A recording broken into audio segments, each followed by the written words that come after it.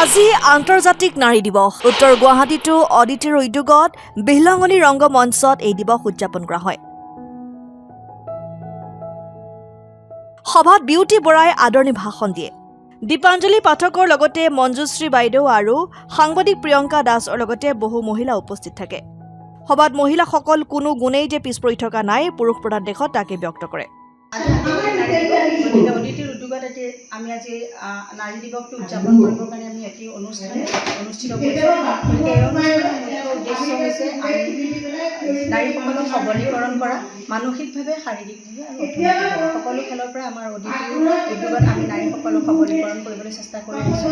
গতিকে তাৰ উদ্যোগত আজি আমি এই অনুষ্ঠান উদযাপন কৰিব ওলাইছোঁ। পুৰুষ প্ৰধান ৰাজ্যত নাৰীৰ অৱদানটো কি আজিও মানে নিকৃষ্ট হৈ আছে নেকি?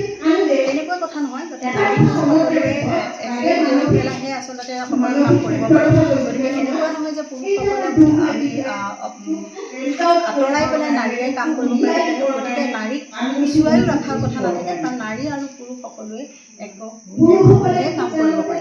এখন ঘৰত নাৰীৰ মানে অৱদান কেনেকুৱা? ধৰি লওক এখন ঘৰত নাৰীৰ মৰ্যাদাটো কেনেকুৱা, এই বিষয়ে কওকচোন অকণমান। আচলতে নাৰী হ'ল গিভাৰ্ছ, অৰ্থাৎ দিওঁতা।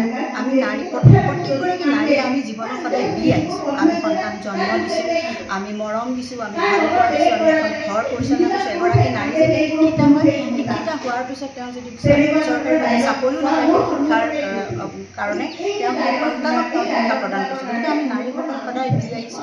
সেই দি আৰু দিনটোৱে হয়তো আমি উদযাপন কৰিব পাৰিছোঁ। News desk report, N24 Assam.